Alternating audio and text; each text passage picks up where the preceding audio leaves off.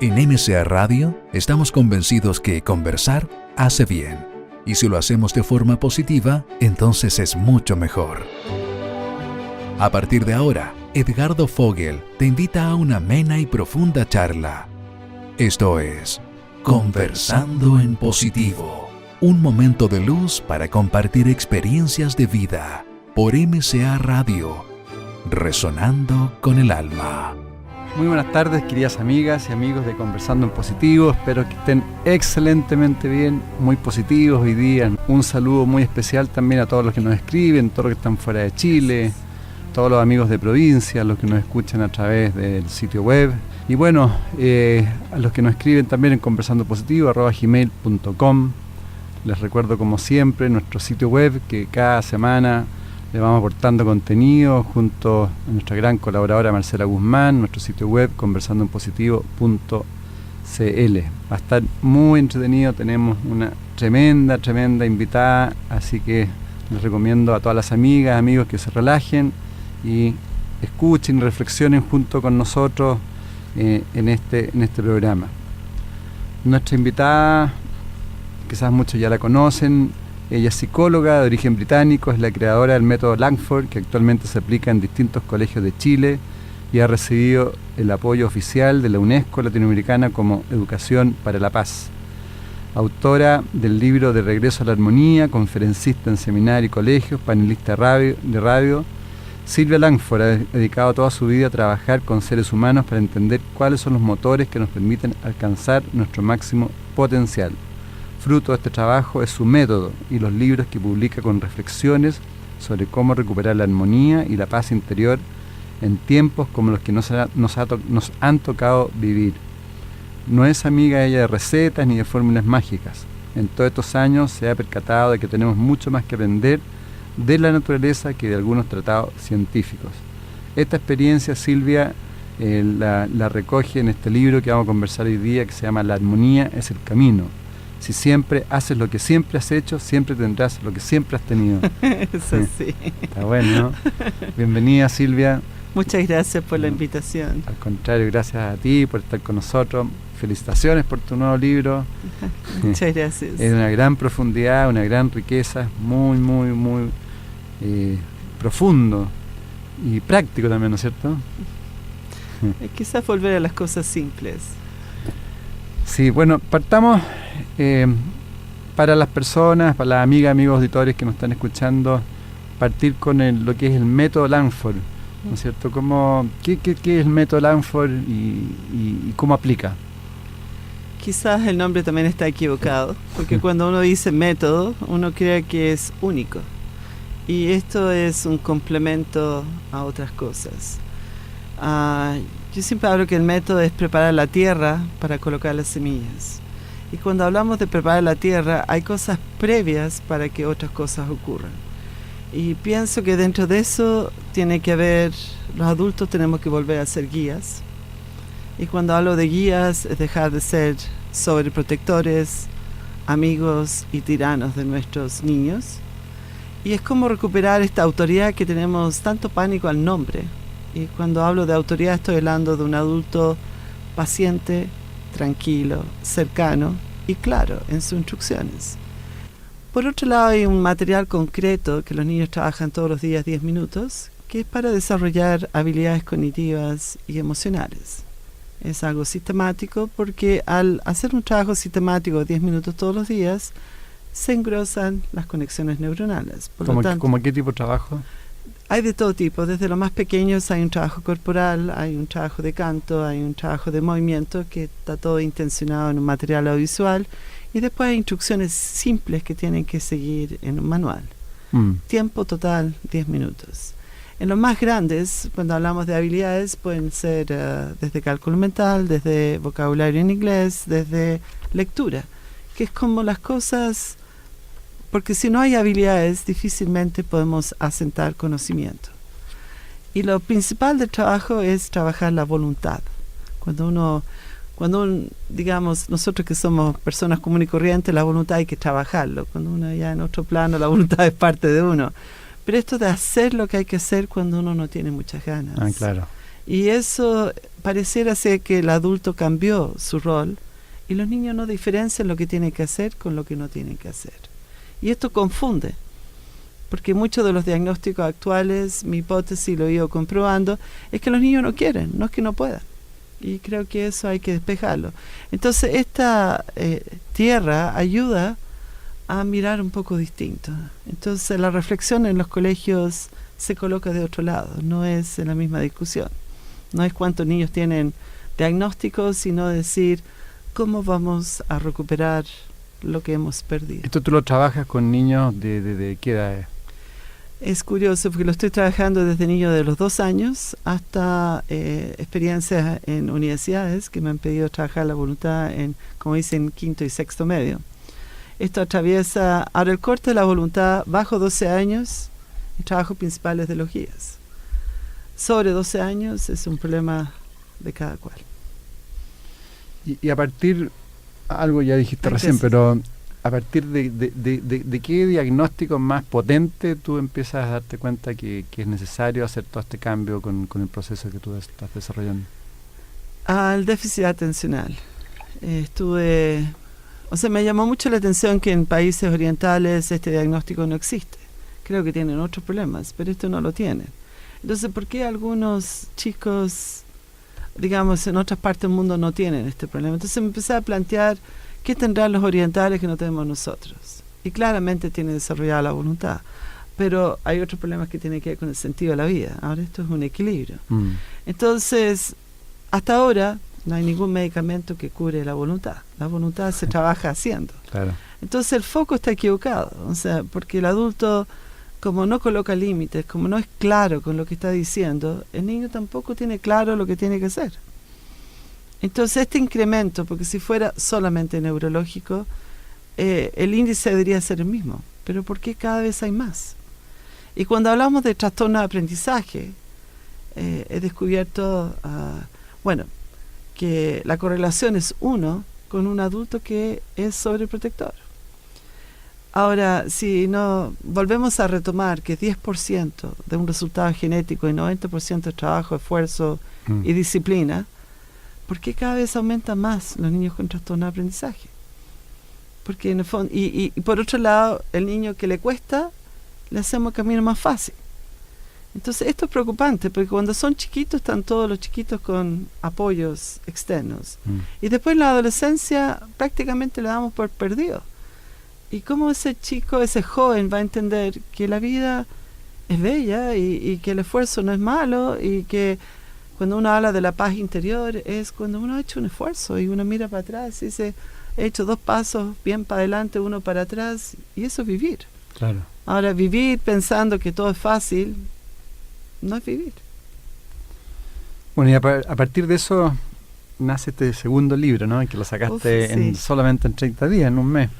Sí, fue una locura, pero son muchas horas en auto conversando con, con Ismael. Sí. Y bueno, él es bueno para escribir. Entonces, mira, ¿te parece que vayamos viéndolo? Sí, si claro. Alcanzamos, ojalá, en el programa, porque tiene cosas muy bonitas. Por un lado tiene como la parte más, no sé si humana, digamos, la parte de la felicidad, y después tú hablas ya de lo que estábamos hablando recién. Tú partes con la introducción diciendo, hay un proverbio de Antonio Machado muy bonito, dice, caminante son tus huellas, el camino y nada más. Caminante no hay camino, se hace camino al andar, que es lo que canta Serrat, ¿no? Sí. Y tú partes ahí con la introducción, hace mucho tiempo comencé a trabajar por un sueño. ¿Cómo, de qué parte esta introducción del caminante? Lo que pasa es que esto parte porque cuando yo veía noticias y veía personas sufriendo, yo criticaba gobiernos, otros, porque no se resolvía. Por eso hablo de 3 fases. Una, la indiferencia. Yo he vivido las 3. Quizá hay una cuarta, pero... Claro. Entonces, después vino otra parte que me transformé en salmón, que un doctorado en salmón, ir en contra de las corrientes, y pensar que hay una persona que está en lo cierto y otro que está equivocado. Entonces, en el fondo, siempre va a haber triunfadores y derrotados, que claramente no es. Y creo que estoy en eso ahora y hace mucho tiempo, que creo que esto es un mundo que se construye entre muchos, Claro. entre todos, que no sobra nadie y que tiene que ver con la colaboración. Pero el tema es, ¿dónde está mi parte en esto? Entonces uno se sienta a pensar cuál es la fórmula mágica y desde un sillón uno no ve nada. Y como nos pasa a todos, entonces uno dice, ¿por dónde empiezo? Y todos los que hemos empezado, no tenemos idea para dónde vamos. En el hacer va desarrollando el camino. Y es tan cierto lo que decía Antonio Machado, porque uno mira para atrás y dice, por ahí era. Pero igual estoy parada acá y no tengo, o sea, sí hay intuiciones, pero para adelante el camino no está hecho, porque podemos estar súper equivocados. Entonces uno siempre anda buscando este camino hecho para que sea fácil. Y yo creo que lo único que uno puede tener claro es lo que uno ha recorrido y las cosas que uno no puede volver a hacer. Entonces el mensaje inicial en esta introducción es que uno tiene que empezar a hacer más que solamente pensar las cosas o criticar o ser indiferente. Involucrarse, ¿no? Exactamente, porque tiene que ver con un recorrido. Y si tú no lo has hecho, te quejas, criticas a otros. Claro. Porque cuando uno está haciendo, queda re poco tiempo para eso. Ahí entonces hay que agregarle la palabra osar. Hay que osar hacer. Absolutamente. Después tu parte, en tu primer capítulo, un tema muy importante, dices la felicidad en nuestro camino. Y planteas que por eso uno no debería pasar un día de nuestra vida en el que no dediquemos al menos un momento a preguntarnos si estamos siguiendo nuestro propio camino para llegar a la felicidad. Y te hace un montón de preguntas que son súper interesantes para todos nosotros. Que, por ejemplo, ¿te sientes constantemente cansado? ¿Te sientes angustiado? ¿Estás preocupado por el futuro? ¿Te quejas? ¿Vives en el pasado? ¿Lloras cuando no te resulta lo que quieres? ¿Te deprimes con facilidad? ¿Haces siempre lo mismo? ¿Criticas a los otros? ¿Tienes poca paciencia? ¿Disfrutas poco? ¿Apenas te ríes? ¿Sufres a menudo? ¿Te sientes infeliz? ¿Evitas enfrentar tus dolores? ¿Tienes pesadillas? ¿Eres intolerante? ¿No empatizas? Etcétera, etcétera. Entonces tú le preguntas al lector, digamos, si uno se siente identificado con una o más de las preguntas anteriores. Y le preguntas si te agrada sentirte así. O sea, ese es como el primer cuestionamiento, ¿no? Saber en qué estamos en ese aspecto. Es que si tenemos alguna de esas respuestas, claramente no estamos en sintonía con lo que somos. Y solo nosotros podemos saber eso. Porque lo que te hace bien a ti quizás no me hace bien a mí, claro. O viceversa. Y cuando uno dice el ser humano ha cambiado tanto, no, la esencia es la misma. Entonces ahí tú planteas que lo que uno debería partir es tomar conciencia, digamos, una foto objetiva de nuestra realidad, que es la parte más compleja, yo creo, empezar a vernos, a asumirnos, ¿no? Sí, es que eso descubrí que hacía en consulta, porque cuestioné mucho mi rol. Y creo que lo que yo lograba hacer, que es mucho más fácil hacerlo con otros que con uno mismo, es decir, esto es así. Y está claro lo que va a ocurrir. Ahora, que tú no quieras que ocurra, es que tienes que hacer otra cosa para que sea distinto. Claro. Y tiene que ver cuando uno cocina. Si uno usa los mismos ingredientes, es lógico que va a ser igual. Claro, tú planteas, no es fácil cuestionarnos nosotros mismos y abrirnos la posibilidad de que fuimos nosotros quienes elegimos la vida que tenemos. No es fácil responder con honestidad a las preguntas de cuándo y por qué elegí que mi vida sea así. Entonces tú planteas que está en nuestras manos elegir y asumir las consecuencias de estas elecciones. La vida no es justa o injusta, eso es re importante, ¿no? Uno lo construye. Hacernos responsables, claro. No somos sus víctimas y en la medida que aceptemos esta realidad sentiremos un gran alivio. Si yo elijo, yo puedo afrontar y vivir las consecuencias. Entonces, eso es lo primero. Después, bueno, tú planteas lo que ya conversamos recién, que hay 3 formas de vivir la vida, tú dices. Ser indiferente, luchar o fluir. Que tendríamos que elegir la tercera, ¿no? El fluir. Yo pienso que sí. O sea, lo intento y creo que, digamos, esta opción de fluir te hace bien, porque tiene que ver con necesitamos fluir con otros, no fluimos solos. Claro, claro. Y es una apertura. Es una forma de verlo. O sea, no podemos trabajar en equipo si no nos aceptamos, primero nos aceptamos a nosotros mismos y que no hay ganadores ni derrotados. Claro. Y que en el fondo no hay nadie que sobre en este mundo. Claro, porque ser indiferente es una lata vivir la vida así, ¿no es cierto? Indiferente ante todo, al final la vida se transforma en una cosa súper plana y no pasa nada con uno. Pero ese indiferente en general critica Claro, y lo pasa mal es cierto. y busca que otros lo resuelvan porque en el fondo no está en sus manos. Y el que lucha está siempre peleando ahí. Y cree que tiene la razón, porque es lo peor.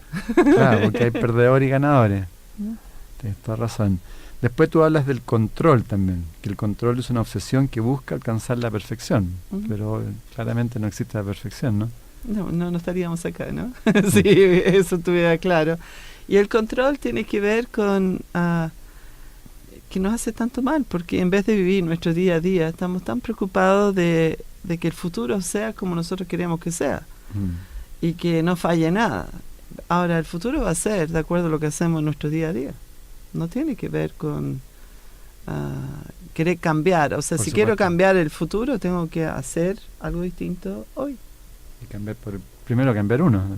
Y que lo más cuesta. Claro, aquí tú tienes una frase de Walt Disney, dice, dejar de hablar y empezar a hacerlo. Después tú hablas del cambio, justamente. Decido actuar incorporando aprendizajes nuevos. O sea, no se puede cambiar sin cambio. O sea, no se puede cambiar si es que uno no va provocando, digamos, la observación y de ahí ir generando modificaciones en uno, ¿no?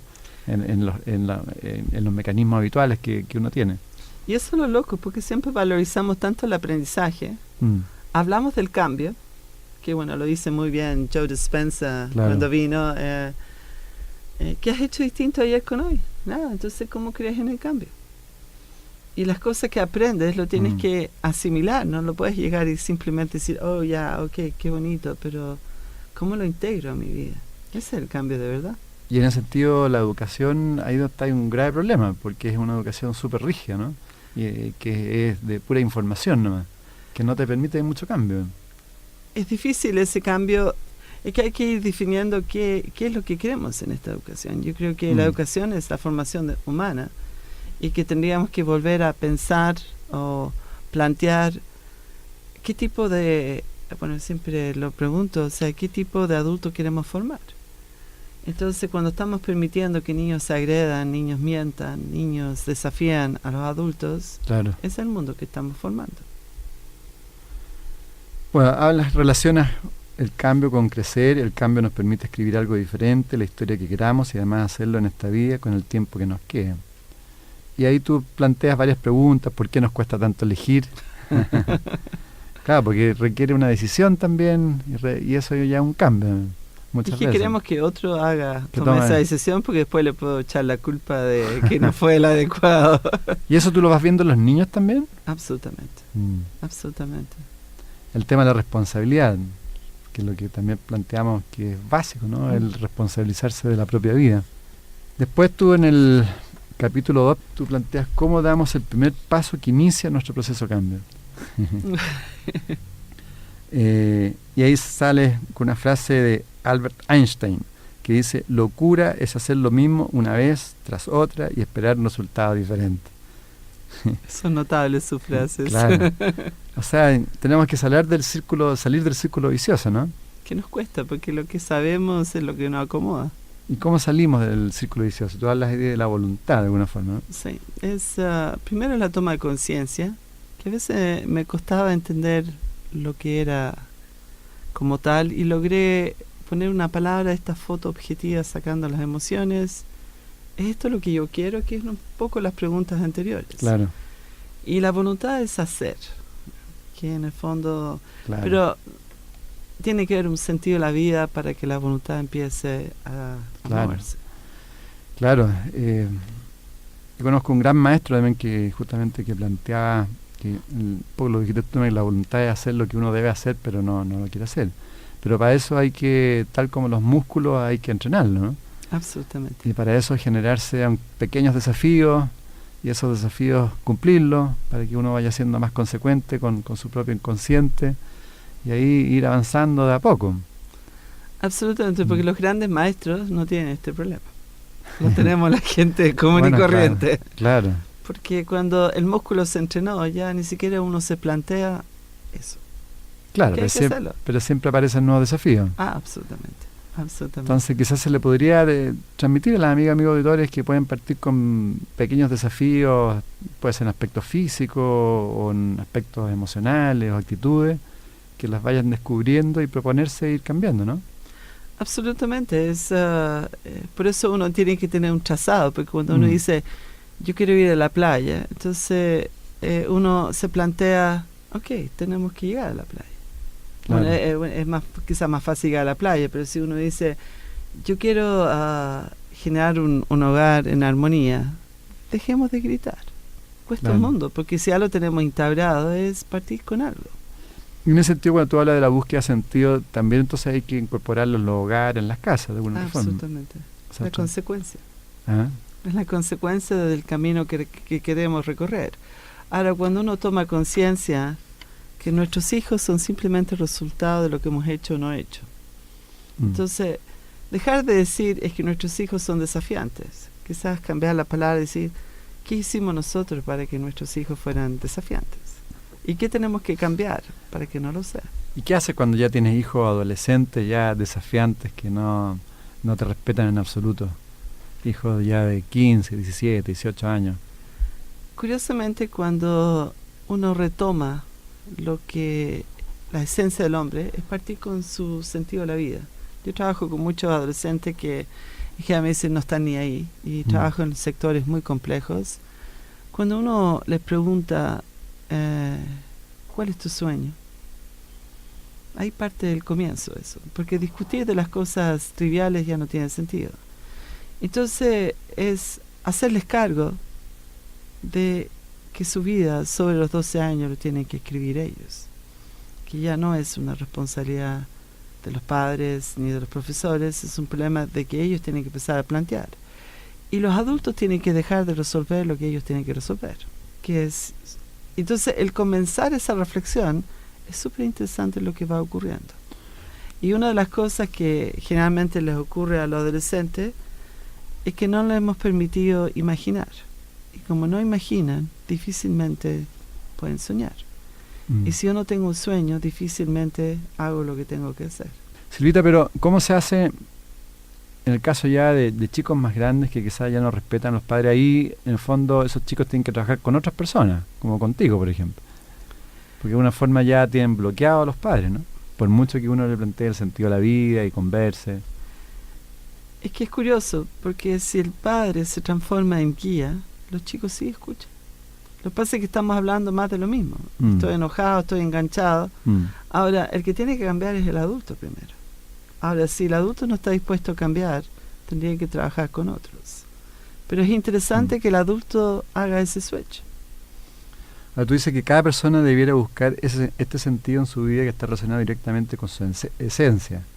Es como responder algunas preguntas que más comúnmente solemos hacernos. ¿Quién soy? ¿Para qué vine a este mundo? ¿Cuál es mi misión?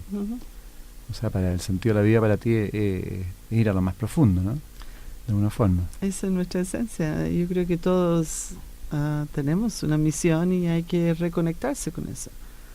Y el adolescente no hay que tenerle temor en preguntarle eso. Porque yo me he llevado tremendas sorpresas. ¿Tú le preguntas así directamente? Cuando implemento el método, cuando son sobre 12 años, yo le hago una charla de la voluntad y el sentido de la vida antes de hacer el método. Y les pregunto uno a uno, ¿cuál es el sentido de tu vida? Es muy raro el chico que me responde. ¿Qué te porque no responde? lo sabe. Y su respuesta es no sé. No lo han reflexionado. Porque nadie se lo ha dicho. Y con simplemente poner eso sobre la mesa, ellos empiezan a plantear eso. Porque si nadie se lo dice, ¿por qué tendría que plantearlo? Entonces cuando dice yo quiero ser profesor, eso no es un sueño. Ser profesor es una herramienta para alcanzar un sueño que tienes, pero no es estudios superiores, no es... Claro. Y hay que plantearse un poco más allá. Pero nosotros los adultos no le estamos planteando eso a los chicos. Entonces, ¿por qué lo tendríamos que plantear? A mí me hubiera encantado que en mi adolescencia alguien me había dicho eso. Y cuando busco atrás, ¿qué me hubiera gustado? Que quizás estos temas no lo empezara a buscar ya de adulta, sino me hubiera encantado en la adolescencia empezar escucharlo, a poder- planteármelo y quizás no tengo muchas respuestas, pero empieza a tener sentido en la conversación y por qué desde adulto uno hizo todo un recorrido y ahí uno para y dice, wow, esto no era lo que yo quería. Claro, y en ese sentido también, bueno, tiene que ver también con la vocación. Una frase también que está en tu libro, le recomiendo, este libro es muy bueno, La armonía es el camino, de Sylvia Langford. Dice Jean-Paul Sartre, la felicidad no es hacer lo que uno quiere, sino querer lo que uno hace. Porque eso también pasa, ¿no?, constantemente. La gente no quiere lo que hace. Es mal estamos, porque nos Claro. planteamos otro objetivo. Ahora, si miramos a nuestra población de adultos, es lo que ocurre. Estoy haciendo porque tengo que hacer. Bien, pero eso no es voluntad. Claro, claro. Ahí nos equivocamos en algo. Entonces, si yo no tengo pasión en lo que hago, difícilmente voy a entregar mi máximo dentro de lo que estoy haciendo. Ahí hay una búsqueda de felicidad equivocada también. Es confundir placer con felicidad. Claro, y la cosa material también. O sea, empezar a hacer cosas que te generen dinero, pero que no te generan ningún grado de profundidad ni de felicidad. Es que si el foco es el dinero, es placer. Y el placer necesita cada vez ser más llenado. Claro, claro. Y cada vez uno está más vacío. Entonces un pozo hay algo. sin fondo. Es que ahí fue donde nos perdimos. Ahora, si miramos eso, no es un problema de niños y adolescentes, es un problema que cruza el ser humano claro, hoy. un sistema, sí. Bueno, y Gandhi, tú planteas aquí que la felicidad es cuando lo que piensas, dices y haces está en armonía. Muy Así sabio es. de Gandhi. Claro, parece simple, pero es real, es como estar alineado, ¿no? Es la consecuencia, es la suma de todo. Ahora, cuando uno dice, esto no es nuevamente una lucha, es A o B, no, porque no puede ser I. Y ese I tiene que ver con cuántas veces un adulto piensa que Juan no sirve para nada y le decimos todo lo contrario. El chico lo percibe. Cierto. Es cuando uno trabaja con un jefe que no cree en uno. Da lo mismo que te diga felicitaciones, uno sabe. Sabe, lo siente, claro. Entonces, es como lo que dice Masaru Emoto, o sea, dentro de su trabajo con la estructura del agua. Claro. Es así. La energía se siente, claro. Entonces decir, ay, qué amoroso, pero ¿qué tendrá que no aprende? Ese pobre chico está marcado. Verdad. Gandhi también dice, si queremos vivir conscientemente, primero tenemos que crear esa conciencia en nuestro interior. Tenemos que hacer el cambio que queremos ver en el mundo. Es que, bueno, eso ya son muchos, bueno, Mabel Kass, todo, que en el fondo, cuando dicen, Siley, ¿para qué trabajas? Por la paz mundial. Entonces, bueno, que nos reímos mucho con Mabel entonces me dice, en MSA, en el festival, entonces, y yo siempre tuve ese sueño de la paz mundial y recuperar el brillo de los ojos de los niños. Y pensé, ¿qué puedo hacer afuera? Y cuando uno empieza a decir, pero a ver, esto no es afuera. ¿Cuán consecuente soy frente a lo que quiero? Y ahí nos queda, se nos cae todo encima porque en realidad tampoco estamos siendo consecuentes con nosotros mismos. Aquí tienes otra frase también muy buena, muy profunda, especialmente, no sé, pero quizás para la gente más joven, de Steve Jobs, que creó, digamos, el iPhone y todo. Dice, el único modo de hacer un gran trabajo es amar lo que haces. Si no lo has encontrado todavía, sigue buscando, no te acomodes. Como con todo lo que es propio del corazón, lo sabrás cuando lo encuentres. Es verdad, es buena recomendación. No dejarse estar y desesperanzarse. Si uno es capaz, ¿no es cierto? Y es potente, y cuando uno empieza a hablar con emprendedores, porque yo siempre pensé que yo era como bien rara. Y quizás lo soy, me han dicho loca muchas veces, pero cuando uno ve todos los que han hecho cosas distintas, es que así es el camino. Pero nunca me habían dicho eso, que en el fondo tienes que fracasar 20 veces, y levantarte 21. En palabras es muy fácil, y creo que no son 20, son miles. Y cuando uno descubre que la vida es así, ya no está más. es resolver. Y uno sabe si estás o no estás. Y es el corazón que habla. Sí, hablando del corazón, también tú le das mucha importancia a la capacidad de empatizar, ¿no? Sí. Ese es un gran problema también entre padres y hijos y en general de la sociedad, ¿no? Es que empatizar no es fácil. O sea, es distinto escucharte, que yo creo que no nos escuchamos.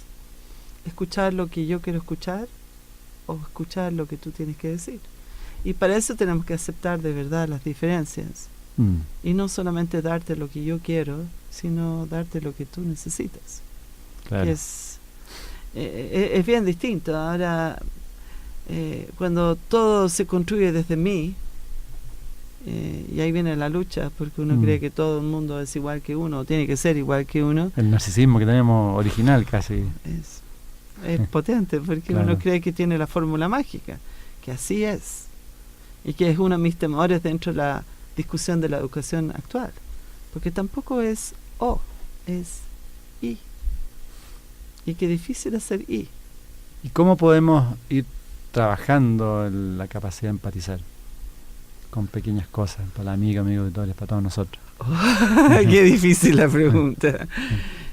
Yo creo que el primer paso es escucharnos. Si yo no sé quién soy, difícilmente voy a empezar a escuchar a otros. Y cuando nos autoengañamos, es lo mismo que hacemos con los demás. Y quizás simplemente plantearnos que somos todos diferentes. ¿Y el autoengaño en qué se nota? ¿En cómo uno puede ir descubriendo que se está autoengañando? Es cuando, yo creo que con tan simple como un regalo. ¿Cuántas veces uno compra un regalo pensando en uno, en vez de pensar qué es lo que el otro realmente va a querer, le va a gustar? ¿Y cuántas veces nos enojamos porque dimos un regalo y el otro nos mira como extrañado? Yo creo que es claro ahí que no tenemos idea de lo que le pasa al otro. Y cuando hablamos de escuchar, es primero cerrar la boca. Parar el loro. Y tenemos 2 oídos para empezar a escuchar. Entonces, yo creo que no podemos empatizar si no sabemos quiénes somos. Gran tarea. Uf. Empecemos, amigo de Tore, a conocernos un poco más. De repente quizás escribir, ¿no? Un poquito ir escribiendo las cosas que vamos observando nosotros mismos. Siempre hablo de hacer un listado, porque a veces nos olvidamos. Claro. Hacemos un listado de las cosas que nos hacen bien y las cosas que nos hacen mal. Y entonces ahí uno empieza a preguntarse, como una persona que compró el libro y por ese listado me dijo, a mí me encantaba pintar. Y cuando me hice ese listado, me había dado cuenta que hace mucho tiempo no pintaba y me hacía mucho bien pintar. Y efectivamente, como tú dices, en vacaciones es un momento interesante de empezar a hacer esas cosas que nos hacían bien. No dedicarse solamente al placer, tal como tú dices, sino, aquí mismo lo planteaste en parte del libro, tener un proceso de reflexión o silencio puede ayudarnos a entender quiénes somos. En el sentido de las vacaciones, una caminata solo en la playa, ¿no es cierto?, en un bosque, y empezar a hacerse como una autoanálisis. ¿En qué estoy mal? ¿Qué está pasando conmigo? Yo creo que un indicador claro que estamos con problemas es cuando tenemos problemas de estar solos. Bueno, ese es otro problema. Claro. Porque si yo no puedo estar solo conmigo mismo, difícilmente puedo compartir con otro. De todas maneras, bueno, es un gran problema. Para todas las amigas y amigos, Silvio Langford les da una tarea, nos da una tarea a todos, que escribamos un listado, 30 cosas que nos hacen bien o nos agradan y 30 cosas que nos hacen mal. ¿Y por qué 30? Porque las primeras 5 son súper fáciles. Es verdad, la otra ya tiene que empezar a profundizar. Y a veces es más fácil partir de lo que nos hace mal y de ahí construirlo, dependiendo dónde nos sentimos más cómodos. Claro, que también tú aquí respondes una pregunta: ¿qué síntomas nos muestran cuando no estamos conectados con nuestra esencia? Y tú planteas, por ejemplo, cuando nos identificamos con nuestro título, grado académico, claro. Soy abogado, soy psicólogo, soy doctor. O sea, uno se siente la profesión. Nuestra esencia no es un título, nuestra esencia se va forjando con nuestras huellas en nuestro caminar. Después tú hablas del darse cuenta. Ujú. ¿Qué significa el darse cuenta? Es el proceso después la toma conciencia. Exacto. Es que primero tenemos que parar. Mm. Y ahí viene la parte difícil en decir, por aquí no es. Y después viene una toma de decisión.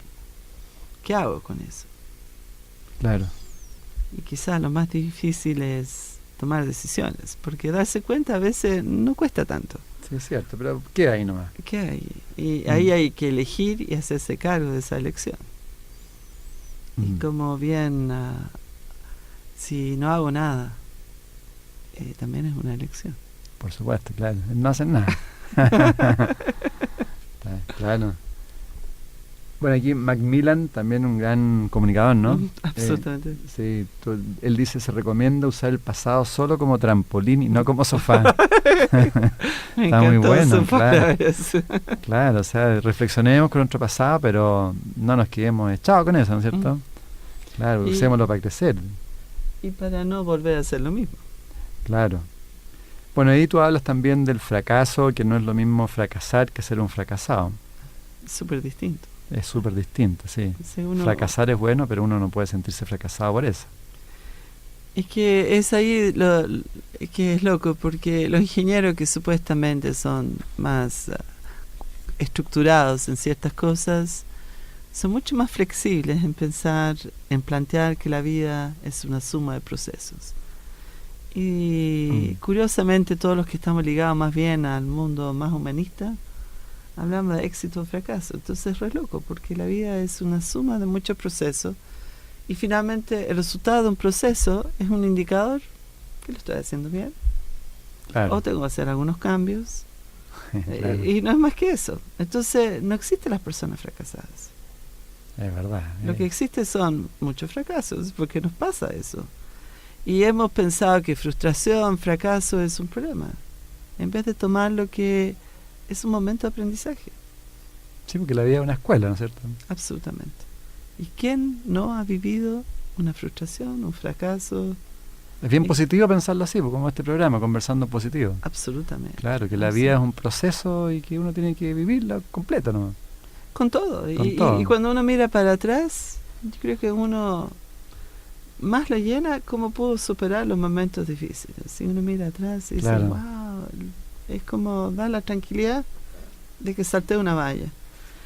Y si no hubiera problemas, no viviríamos. Estaríamos sobreviviendo. Claro, y bueno, y si no, estaríamos en el cielo también para vivir solamente, que siga meditando nomás. Después tú hablas todo el tema de la realidad, que lo planteaste un poquito con Joe Dispenza. Todos creamos nuestra propia realidad, la acomodamos y perdemos la objetividad. Nuestros pensamientos y emociones van esculpiendo nuestra realidad, una realidad que depende más de lo que creemos que de lo que realmente es. Entonces ahí tú haces una serie de preguntas también muy interesantes para los lectores, auditores. Por ejemplo, ¿cómo va tu proceso de toma de conciencia? Revisa, por ejemplo, ¿hace cuánto tiempo que no te detienes, que no reflexionas? De verdad, uno se olvida de uno mismo. Y pueden pasar años que uno no se recuerda de uno.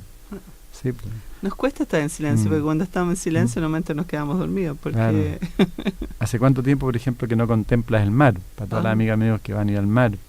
Que no disfrutas de un amanecer, que no escuchas a los pájaros cantar, que no te sorprende, que no te emociona, no hueles una flor, no te escuchas, no te asombras, no te agrada en lo que estás, no tienes un sueño, no logras conectarte con tu silencio sin sentir soledad, no sabes dónde ir.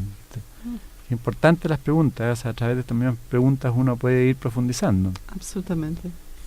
Y hacer tus propias preguntas. Claro. Bueno, y después en otro capítulo tú hablas del elegir, es tomar conciencia. Tomar conciencia nos enfrenta cara a cara con nuestra realidad. Una vez que tenemos claro dónde estamos, el siguiente paso es decir qué queremos hacer con ella, tomar una decisión al respecto, ¿no?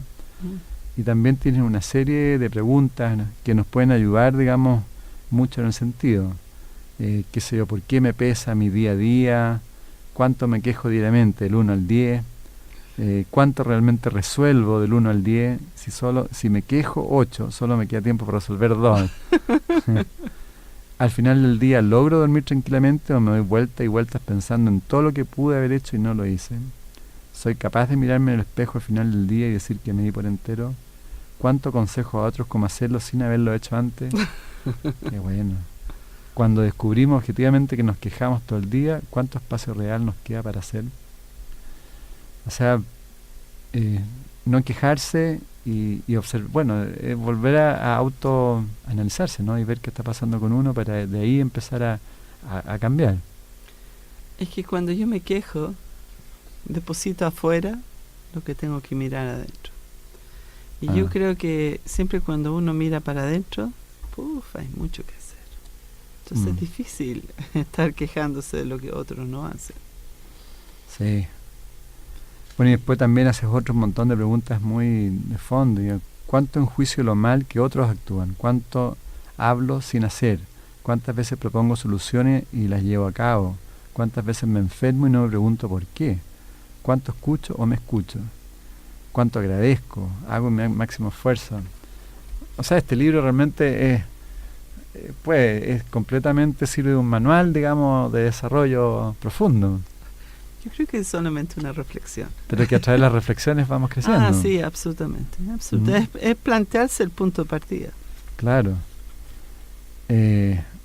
Aquí pones algo de Gabriela Mistral, dice: donde haya un árbol que plantar, plántalo tú; donde haya un error que enmendar, enmiéndalo tú; donde haya un esfuerzo que todos esquivan, hazlo tú; sé tú el que aparta la piedra del camino. Hacernos cargo. Qué bonito, felicito, la verdad es que... Y después en el capítulo 5 viene ya el proceso del cambio. ¿Has visto muchas personas cambiar con todo este proceso? Desde la reflexión, sí. Ahora, en general, el trabajo, el darse cuenta,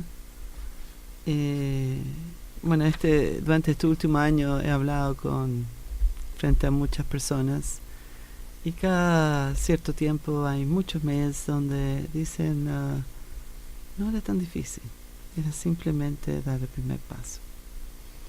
Y simplemente, por eso me agrada publicar cosas que uno podría decir, bueno, tal vez puedo hacer esto.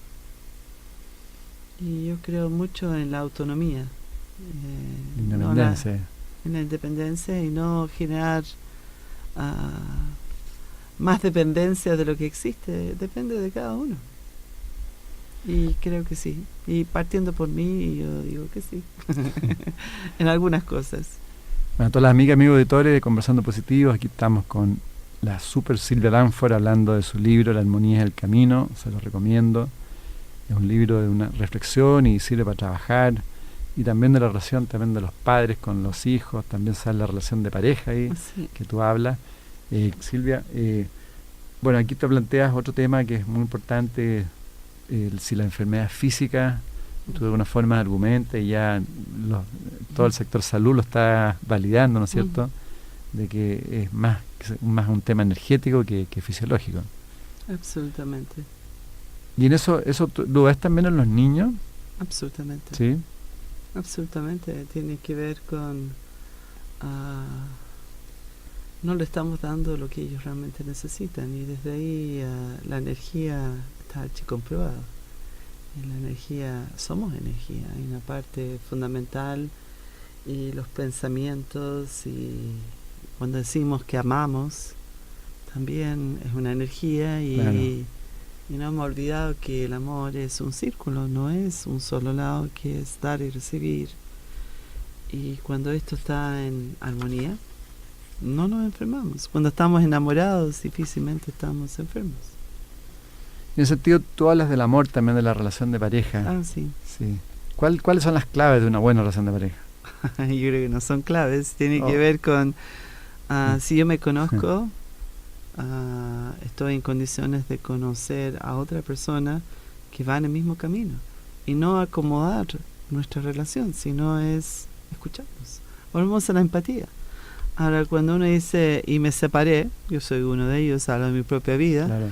No es porque la otra persona cambió, sino es porque realmente descubres que van en caminos distintos.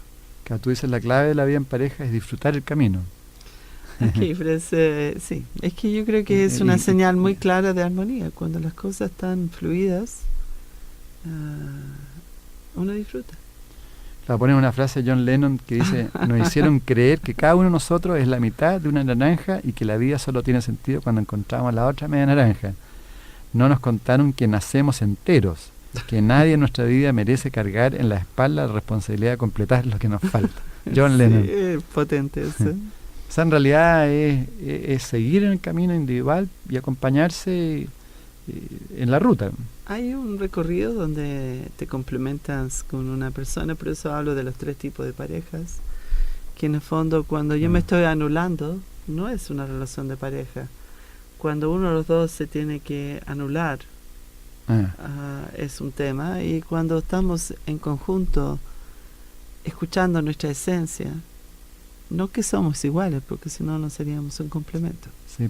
Tú hablas de pareja disarmónica, donde uno de los dos se anula, la pareja donde cada uno tiene caminos distintos, y la pareja armónica, donde ambos tienen su camino y se unen para recorrerlo. Sí, absolutamente. La estructura del libro tiene que ver con, primero tengo que conocerme, ahí estoy en condiciones de encontrar una pareja. Claro. Y de ahí estoy en condición de tener familia. ¿Qué pasa cuando aparece un hijo? Que uno cree que todo cae, pero no es así. Es diferente. Y de ahí a la sociedad. No, muy, muy bueno, claro. Síntomas, por ejemplo, falta de armonía en la pareja, no escuchar, mentir, quejarse, manipular, tomar el rol de madre o padre, perder el humor, el sentido del humor es importante. Fundamental. Bueno, y finalmente tú terminas ahí, bueno, el ser padres hoy con el capítulo, uno va ligando todo, ¿no? Sí, absolutamente, que tiene que ver con la experiencia de simplemente no es que los niños hayan cambiado, sino nosotros los adultos cambiamos. Tú pones, por ejemplo, lo esperable sería que todos los niños sigan instrucciones, hagan lo que tienen que hacer, digan la verdad, reconozcan la autoridad, etcétera, etcétera. Entonces ahí tú vas planteando qué está pasando con los niños hoy día. Y en un capítulo también ser padre es más que traer un hijo al mundo. Ahí parte todo el proceso. Claro, los hijos no son tus hijos, son los hijos de la vida, de Khalil Gibran, también del profeta, ¿no? Felicitaciones, realmente. Después, capítulo 10, ser padre supone construir un proyecto de familia. O sea, lo que hemos hablado de alguna forma. Que tenemos que plantear qué es qué tipo de ser humano queremos formar. Y eso no es del colegio, eso es en casa. Transmita lo que tú quieras a nuestras amigas, amigos, auditores positivos. Es que justamente como ese programa de positivo, yo creo que no es tan difícil que hagamos un switch, que paremos, que nos regalemos estos 2 minutos para decir es lo que quiero o no es lo que quiero, y las 2 respuestas son igual de válidas, porque uno dice no, pero ¿qué tengo que hacer? Parar, sentirnos. No es lo que tú opinas, es lo que yo siento de mí, y ahí es ser consecuente con eso. ¿Qué es lo que quiero construir?